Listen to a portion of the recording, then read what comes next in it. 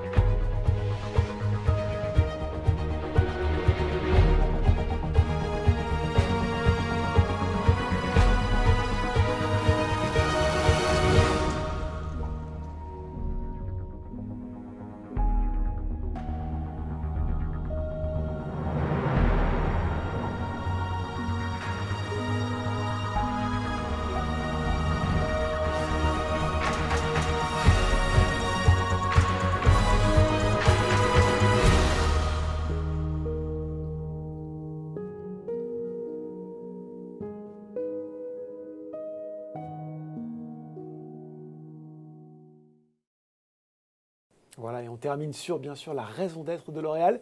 Pas mal ce petit film, il y a beaucoup d'informations qui sont passées. Qu'est-ce qu'on doit retenir de tout ça, avec peut-être déjà cette conviction, L'Oréal, leader mondial de la beauté, tout simplement? Et oui, et je pense que ce film résume assez bien tout ce que porte ce groupe qui a été créé, comme vous le savez, il y a plus de 110 ans maintenant par un chimiste, Jens Schoeller, et qui depuis n'a cessé de grandir, est devenu le numéro 1 mondial de la beauté, avec sans doute, enfin même certainement le plus beau portefeuille de marques, environ 80 marques, dont 35 qui sont mondiales. Et justement, je pense que c'est intéressant ici de rappeler quelles sont les marques qui font partie du groupe, parce que beaucoup de nos consommateurs ou beaucoup de nos actionnaires ne sont pas toujours en tête. Donc d'abord, la première de nos divisions en taille, c'est la division luxe, des produits de luxe, avec des marques qui vont certainement réveiller des envies chez nos consommatrices ou nos consommateurs. C'est Lancôme, bien sûr, c'est Yves Saint Laurent, c'est Giorgio Armani, mais c'est aussi des marques qui ont rejoint récemment le portefeuille du groupe, comme Valentino, Prada,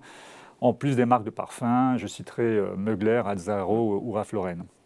Deuxième division en taille, mais de loin la plus importante en volume, c'est notre division des produits grand public, avec bien sûr toutes les marques qui sont très connues parce qu'on les trouve dans tous les grands magasins. Ouais. L'Oréal Paris, bien sûr, Garnier, Maybelline, Mixa en France et bien d'autres.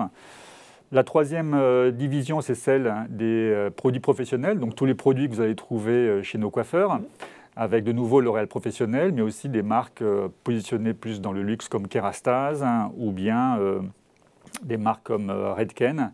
Et enfin, notre division qu'on appelle division cosmétique active, qui sont en fait les marques qui sont distribuées en pharmacie, avec La Roche-Posay, Vichy, CeraVe. Donc vous voyez un large portefeuille de marques, des marques qui sont progressivement rentrées dans le giron du groupe à travers des acquisitions et qui nourrissent un marché qui est fort de 500 milliards d'euros en prix public. Donc vous voyez un marché énorme qui ne cesse de croître. Et on estime que la part de marché du groupe L'Oréal dans cet univers-là est de plus de 14%, constamment en croissance. Et tout cela fait donc que notre groupe aujourd'hui est fort d'un chiffre d'affaires qui dépasse les 30 milliards d'euros, c'est 86 000 employés, c'est une présence dans 150 pays.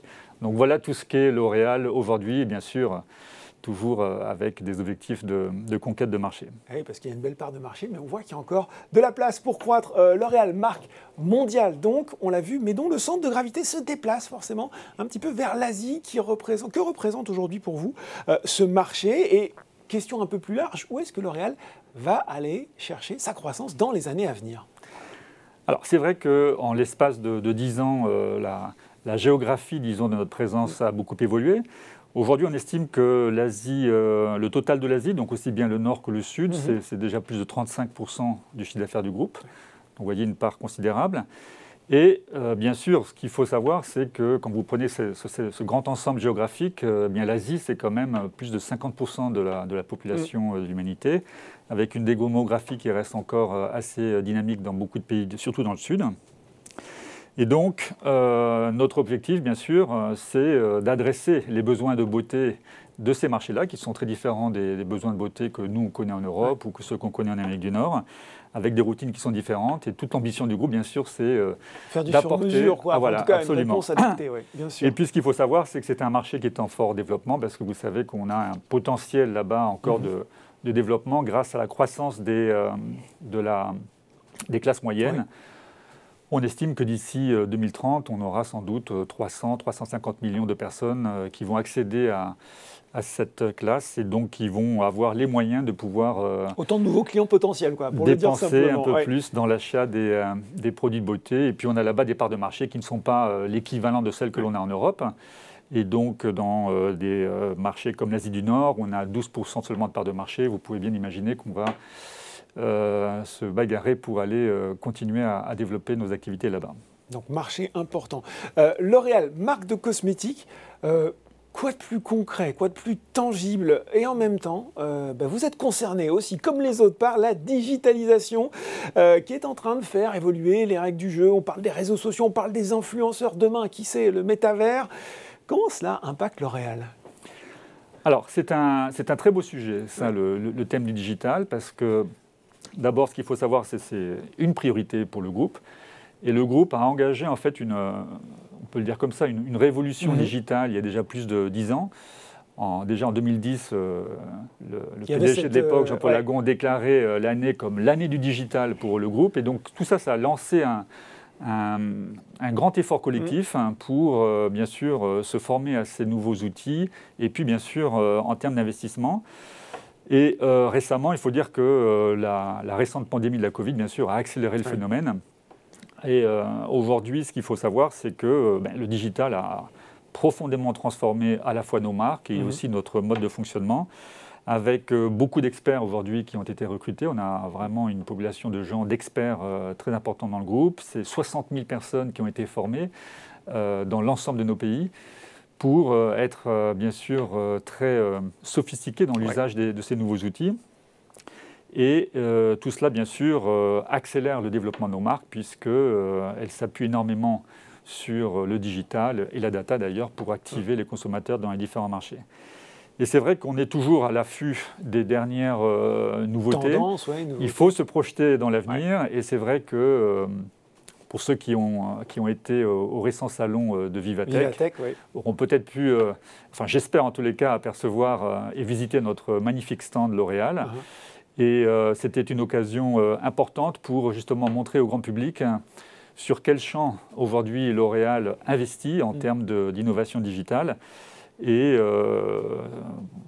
le métaverse n'est pas encore une réalité économique, mais nous sommes déjà présents. Nous sommes déjà présents je peux pour déjà justement aller, tester. Voilà, si je mets d'accord. Absolument, pour tester à travers différentes marques. On a 3 marques pilotes qui sont en train d'investir sur ces nouveaux sujets-là. Ouais. Et c'est certainement peut-être un marché du futur qu'il faut commencer à comprendre, à décoder. Et bien sûr, L'Oréal est déjà dans ces domaines-là pour continuer à maintenir notre avance sur ce thème du digital. Bon, L'Oréal dans le métavers, c'est donc déjà une réalité. Petite question aujourd'hui, justement, comment vous répartissez vos dépenses de publicité entre les méthodes qu'on va appeler traditionnelles, pour faire simple, magazine, pub télévision, et puis les nouvelles, recours à des influenceurs, à des stories sur les réseaux sociaux, etc. Eh bien, le digital est devenu très largement prépondérant dans nos investissements médias ou même plus généraux. Il y a 10 ans, sans doute que c'était proche de zéro. Et en 2021, c'est plus de 70% de nos investissements médias il y a eu un vrai chiffre qui a été fait là-dessus. Qui sont aujourd'hui en digital. Donc, vous pouvez imaginer donc, l'énorme transformation que cela représente pour notre industrie, pour l'industrie bien sûr des médias.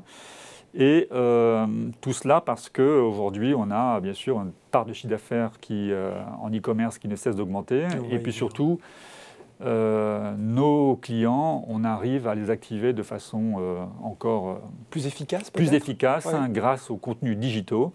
Je ne vais pas faire ici la comptabilité du nombre de personnes qui utilisent Internet ou en tout cas, moi j'ai un chiffre, 12 milliards de vues de vidéos sur vos sites, c'est ça, ce qui est quand même effectivement oui, alors c'est même plus que cela. Le chiffre que vous mentionnez, c'est effectivement tout ce qui est relayé par nos influenceurs. Oui. Et donc on estime effectivement en 2021 qu'il y a plus de 12 milliards de personnes qui ont vu nos marques à travers les influenceurs. Mais si on prend nos sites en propre, c'est aussi plus de 1 milliard, je crois que c'est 1,2 milliard de visiteurs rien que sur nos sites en propre qui ont vu de nos contenus. Et bien sûr, tous ces chiffres-là ne cessent d'augmenter.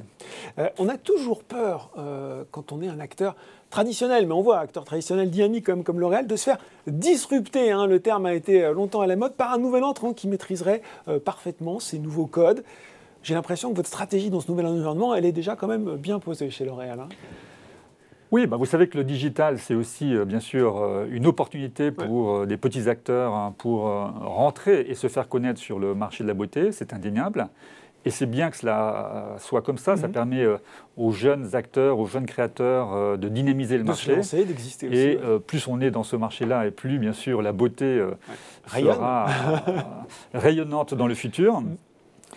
Mais ce qu'il faut savoir, c'est que plus le monde est digital, plus les marques sont, disons, portées par du contenu sur des outils mobiles et puis aussi par tout le phénomène des likes, vous savez, la façon qu'ont les consommateurs de noter les produits. Eh bien, c'est le paradigme, c'est qu'en fait, les grandes marques sortent renforcées dans ce monde digital. Donc c'est un peu le paradigme. Oui, c'est vrai que ça facilite l'entrée des jeunes pousses, comme on dirait, mais ça consolide aussi la position des grands leaders. Et c'est en cela que L'Oréal, bien sûr, a pu, ces dernières années, encore consolider significativement ses parts de marché et la taille de ces grandes marques que peuvent être L'Oréal Paris ou Lancôme. Alors justement, vous l'avez évoqué, mais aujourd'hui, quelle est la part de la vente en ligne, justement, dans le chiffre d'affaires de L'Oréal ? Donc c'est devenu un circuit de distribution absolument fondamental pour le groupe. Il faut savoir qu'en 2021, c'est plus de 9 milliards d'euros de chiffre d'affaires qui ont été réalisés dans ce circuit-là. Ça pesait 29% du chiffre d'affaires du groupe. Donc vous voyez une part un bon tiers. Absolument énorme. Et en plus en croissance d'environ 26%. Et bien sûr, ces chiffres-là ne cessent de croître et reflètent une grande diversité de situations, puisque vous avez dans certains marchés, comme je pense notamment à la Chine, où là, la part du e-commerce est même supérieure à la moitié, supérieure à 50% du chiffre d'affaires total. D'accord. On a pris de la hauteur, là, Christophe, en évoquant la stratégie digitale de L'Oréal, le métavers. Je suis désolé, je vais nous ramener peut-être un peu brutalement au contexte actuel. Cette inflation qui flambe, cette remontée des taux, cette guerre en Ukraine, c'est tout de suite moins riant. Comment le marché de la beauté fait face à ce contexte dégradé aujourd'hui ? Écoutez, ce que je peux vous dire, c'est en tous les cas que le marché aujourd'hui se porte bien.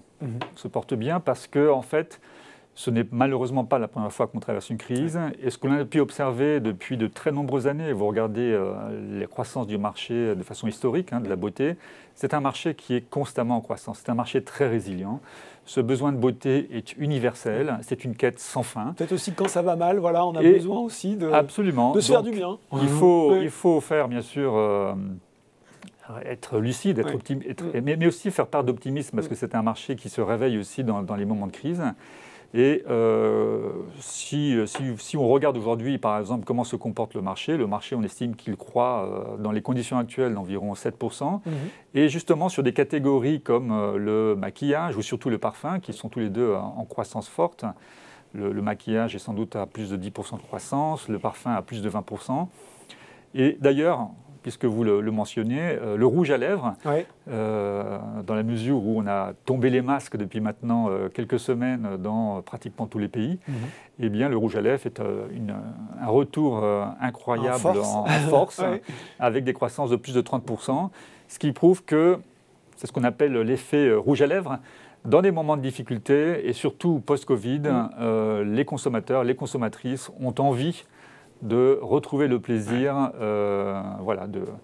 de poser un rouge à lèvres sur les lèvres ou de sentir des nouvelles fragrances c'est le petit achat qui fait du bien, qui n'impacte pas trop le budget, puis qui fait plaisir, quoi. Absolument, c'est l'achat plaisir, surtout quand la situation est incertaine de façon économique et qui ne coûte pas cher.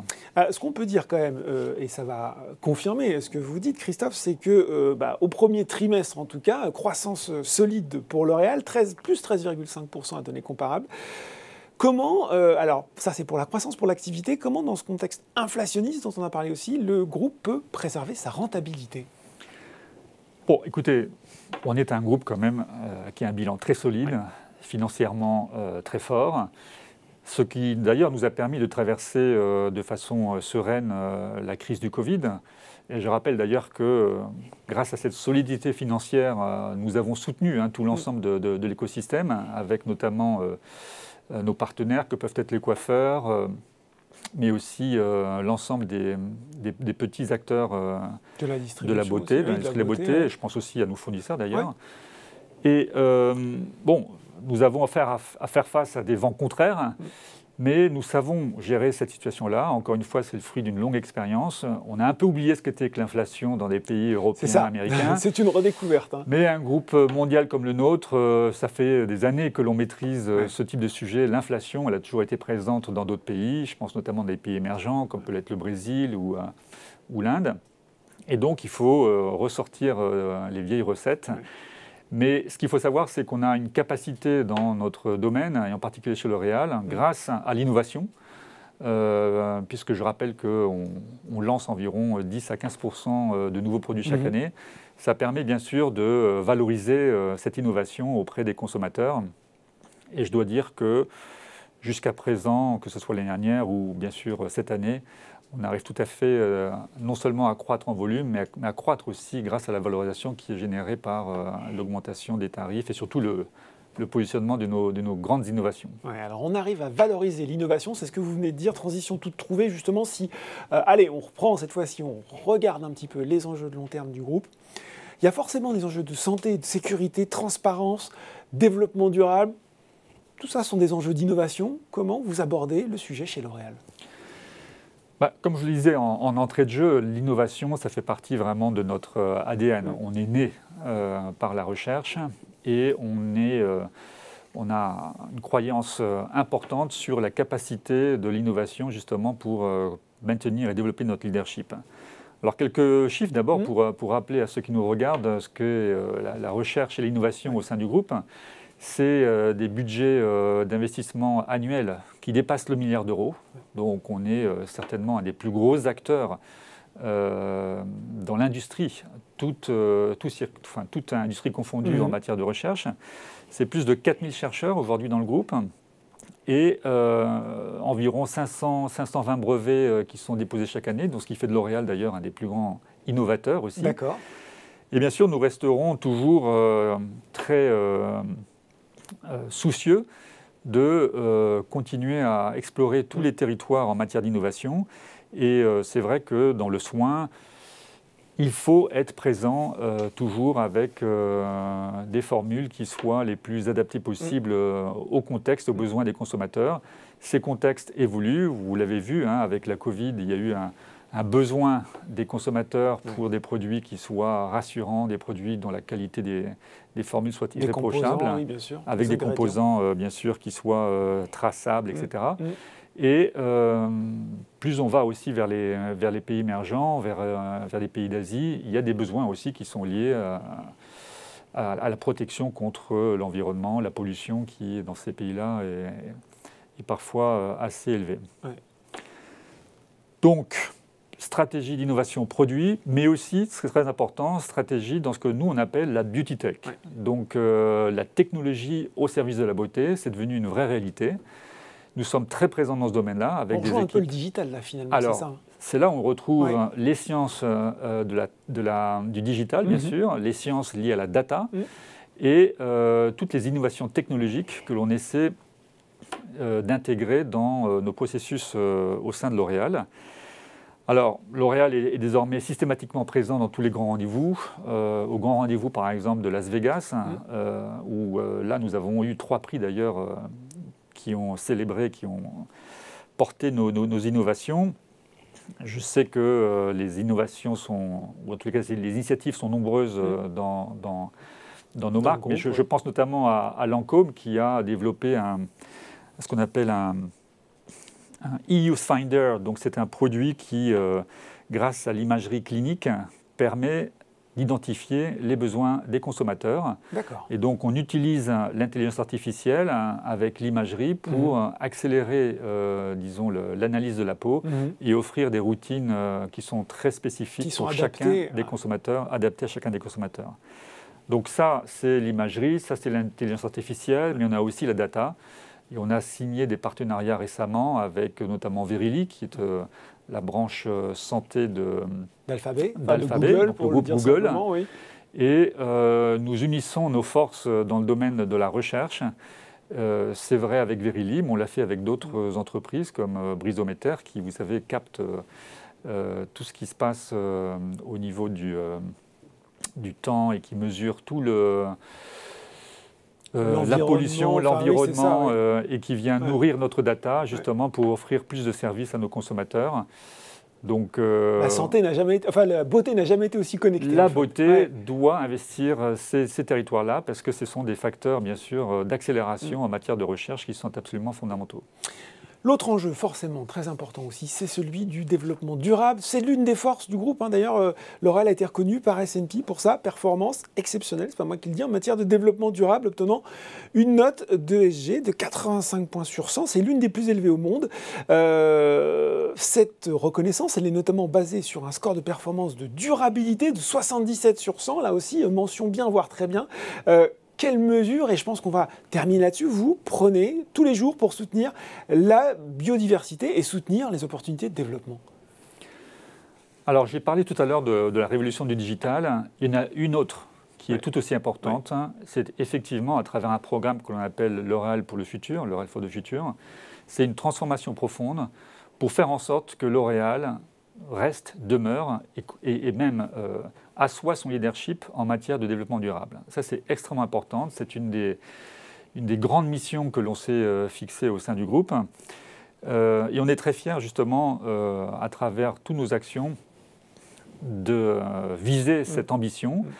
Et récemment, par exemple, on a encore reçu de la part du CDP, cet organisme qui est très connu justement pour... c'est le Carbon Data Project. Absolument. C'est ça, pour évaluer les sociétés avec des critères qui sont très pointilleux. On a été primé encore une fois, on a eu le triple A donc sur nos actions à la fois sur les émissions carbone, sur la protection des forêts et sur l'eau, et donc ce pour la 6e année consécutive.